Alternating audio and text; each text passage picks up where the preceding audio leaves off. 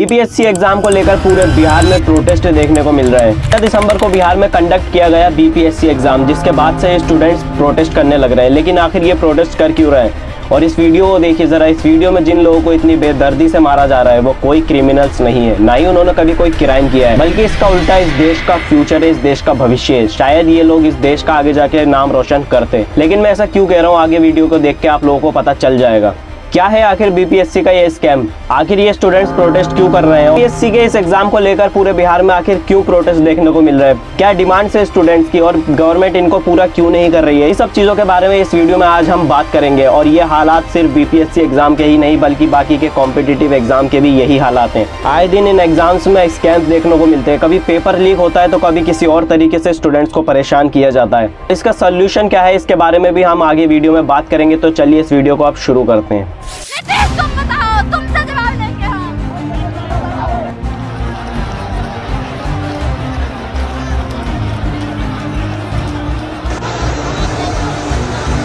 नेता किसी छात्रों के साथ सिर्फ राजनीति हुई है।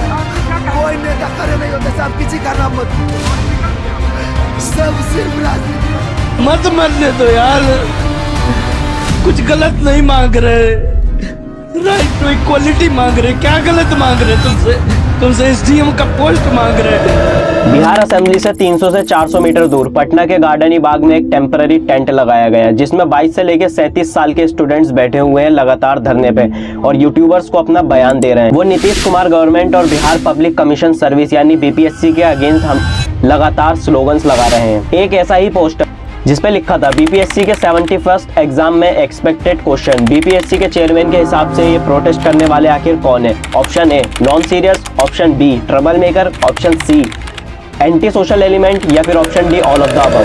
बीपीएससी के 70th एग्जाम के एक स्टूडेंट जिनका नाम सुमंत कुमार है, 18 दिसंबर से लगातार इस कड़कती हुई ठंड में इस धरने पर बैठे हुए हैं, जिनकी मांग है कि बिहार पब्लिक कमीशन सर्विस यानी बीपीएससी के एग्जाम को दोबारा कंडक्ट किया जाए। सभी एग्जाम सेंटर्स पर सेम क्वेश्चन पेपर होना चाहिए था, लेकिन पटना के बापू एग्जाम सेंटर पर ऐसा नहीं हुआ। पहले वहां एग्जाम कैंसिल कर दिया गया और दोबारा कंडक्ट किया गया, वो भी डिफरेंट क्वेश्चन पेपर के साथ। लेकिन आप लोग सोच रहे होंगे इसमें गलती क्या है? दूसरे दिन एग्जाम कंडक्ट किया गया, वो भी डिफरेंट क्वेश्चन पेपर के साथ। लेकिन ऐसा नहीं है दोस्तों। मैं ऐसा क्यों कह रहा हूँ, आगे वीडियो में आप लोगों को पता चल जाएगा।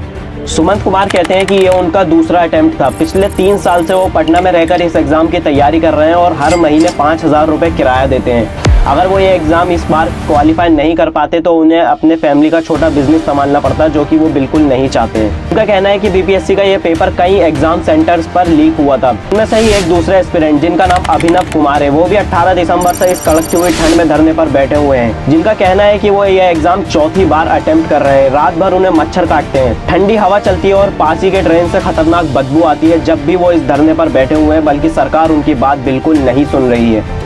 उनका कहना है कि सरकार ब्यूरोक्रेट्स के द्वारा चल रही है, बल्कि नीतीश कुमार की गवर्नमेंट के द्वारा नहीं।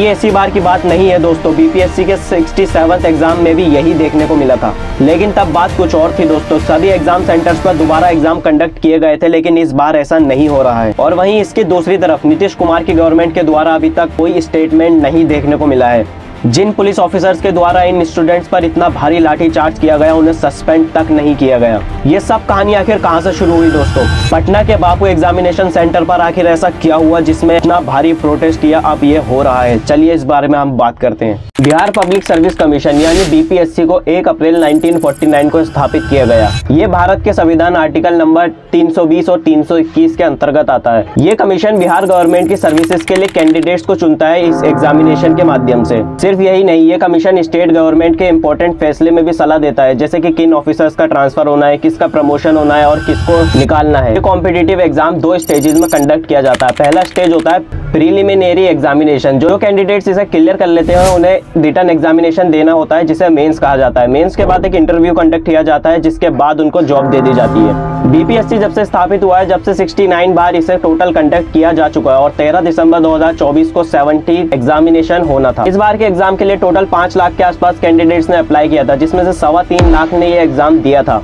राज्य भर में कुल 912 सेंटर्स इस एग्जामिनेशन के लिए बनाए गए थे, इसमें से 22 सेंटर पटना के बापू एग्जामिनेशन सेंटर के थे। ये वही जगह है दोस्तों जहां से ये सारा मुद्दा उठा है। कैंडिडेट्स का एक आरोप ये भी है कि पेपर के कई क्वेश्चन एक ही कोचिंग सेंटर के मॉडल क्वेश्चन पेपर के हिसाब से थे, जो कि ये बताता है कि कहीं ना कहीं पेपर लीक हुआ था। बापू एग्जामिनेशन सेंटर के कैंडिडेट्स ने दी वायर के इंटरव्यू में ये बताया कि सबसे पहले तो उन्हें क्वेश्चन पेपर लेट दिया गया। एग्जाम 12 बजे से शुरू होना था, लेकिन क्वेश्चन पेपर कमरे में 11:55 पे लाए और उनके सेंटर पे करीब 250 स्टूडेंट्स थे, जिसमें पेपर को बांटते करीब आधा घंटा लग गया। कुछ स्टूडेंट्स को ये पेपर लगभग 12:30 के आसपास मिला। तो दोस्तों रूल क्या होना चाहिए था कि आंसर शीट भी आधे घंटे बाद उनसे सबमिट की जाए, लेकिन ऐसा नहीं हुआ। टाइम पूरा होने पर ही उनसे आंसर शीट ले ली गई। दूसरी चीज जो इस सेंटर पे देखने को मिली कि वहाँ पे कई कैंडिडेट्स ने अपनी OMR शीट फाड़कर फेंक दी। दूसरे लोगों ने इन शीट्स को देखा तो ये सोचा कि शायद BPSC ने एग्जाम कैंसिल कर दिया है और ये अफवाह वहाँ उड़ने लगी, जिसके चक्कर में और कैंडिडेट्स ने अपनी OMR शीट को फाड़कर फेंक दिया। दूसरी तरफ BPSC का कहना है कि ये अफवाह उड़ाई गई थी, सोची समझी साजिश की गई थी।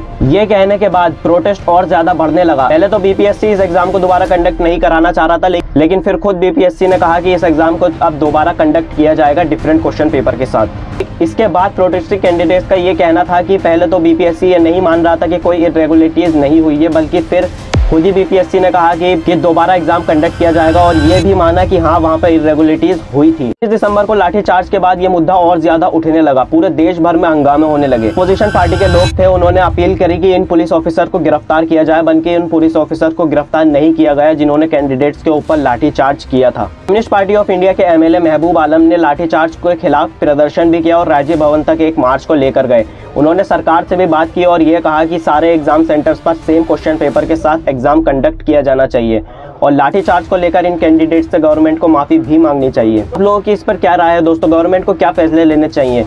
ये हालात सिर्फ BPSC के ही नहीं बल्कि दूसरे कॉम्पिटिटिव एग्जाम्स के भी यही हाल आते हैं। हाल ही में आप लोगों ने सुना होगा कि नीट में भी यही स्कैम देखने को मिला कि जहां पर पेपर लीक कर दिया गया और जिसमें 67 स्टूडेंट्स के फुल मार्क्स आए, जो कि 720 थे। अब बात कर लेते हैं इसके सॉल्यूशन के बारे में।